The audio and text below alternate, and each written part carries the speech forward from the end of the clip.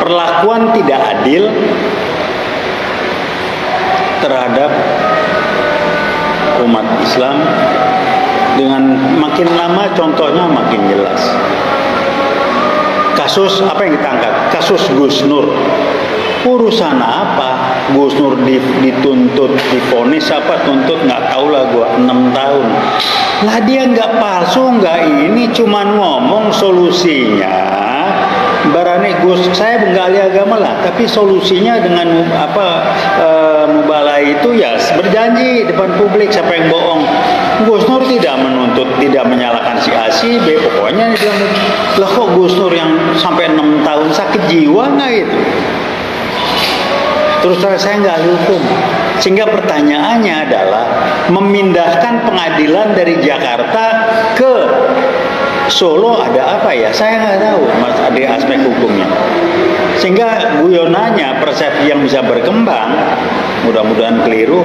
Oh dipilih kali pengadilan-pengadilan yang bla-bla-bla, yang begini segala macam. Hakim dalam situasi susah, kalau nggak nurut mungkin bisa diapa-apain dan segala macam, dan bisa aja hakim udah gua vonis saya, nanti kan dia banding, yang penting gua nggak jadi korban juga. Ini yang kejadian. Jadi jangan bilang menurut hati nurani, yang udahlah pasal-pasal apa gua nggak ngerti. Pakai logika akal sehat, saya pakai istilahnya Bung Rocky Gerung, pakai logika akal sehatnya dipakai enggak? Nah bisa divonis soal ijazah palsu ke orang, bukan orang yang belum menunjukkan ijazahnya asli nggak asli, itu yang nggak disinggung. Saya bilang ijazahnya palsu, dari mana? Fotonya udah beda,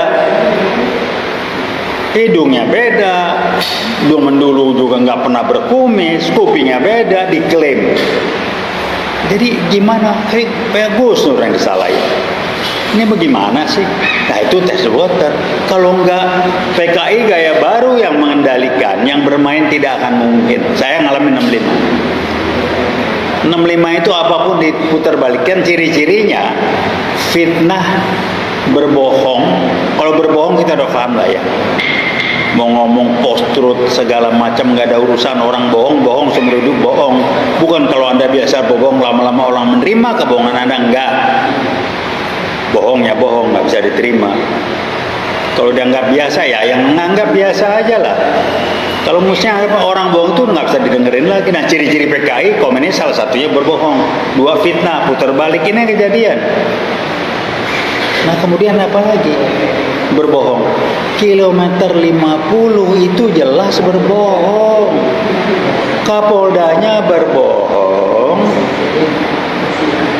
dengan bawa bukti pakai sarung tangan putih, megang, ternyata keliru, dikoreksi, ternyata berbohong.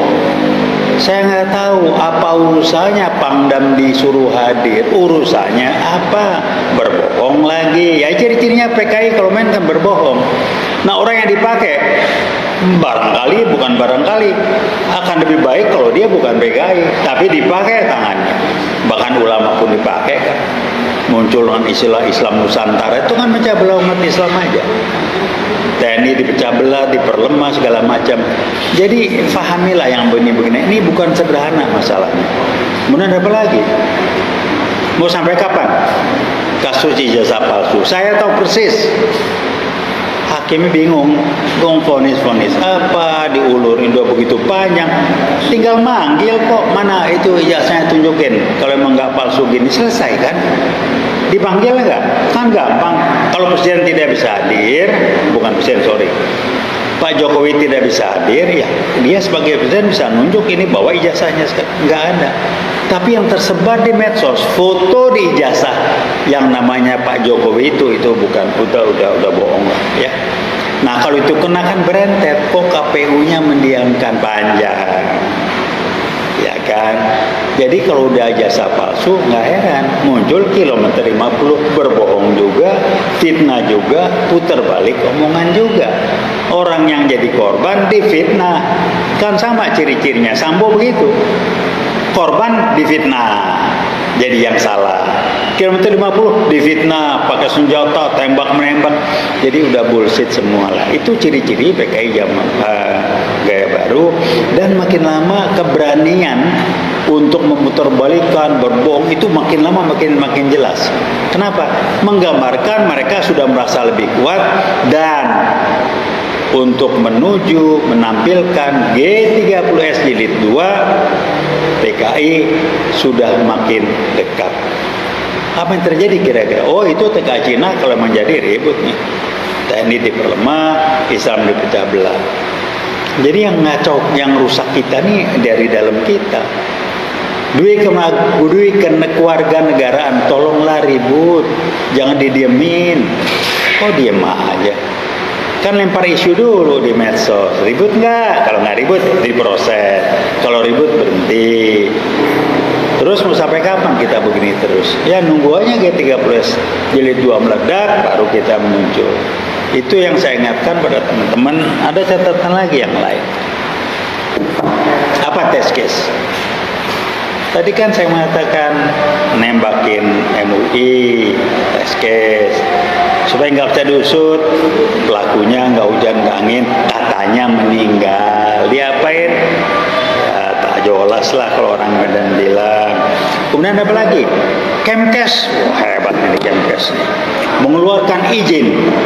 Asing boleh, judulnya asing boleh buka rumah sakit dan dokter asing boleh praktek walaupun nggak bisa bahasa Indonesia misalkan. Ya asing itu namanya, isinya dari RRC sana. Apa bukan arahnya mulai invasi? Nah sekarang saya baca di medsos, tenaga kesehatan, dokter mulai demo-demo segala macam, nggak akan digubris. Jadi arahnya kira-kira menuju ke arah ke sana dengan cara yaitu membuka pintu untuk invasi dengan menggunakan strategi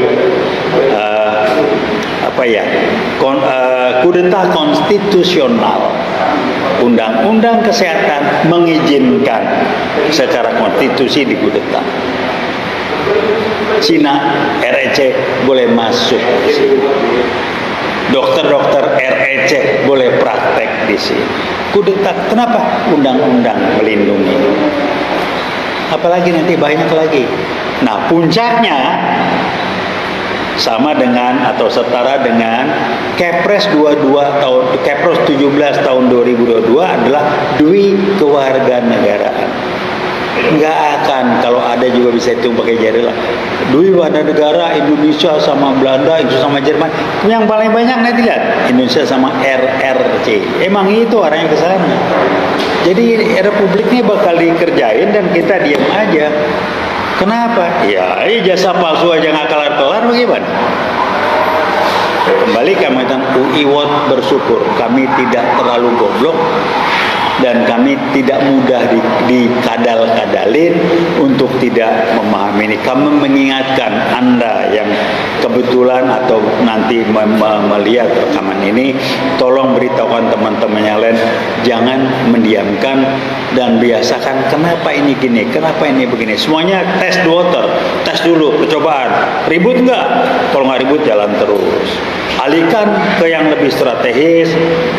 Kepres 17 tahun 2022 enggak seribut ngomong, waduh, oligarki, pri non pri, terus korupsi, tidak demokrasi, kok itu yang diributin?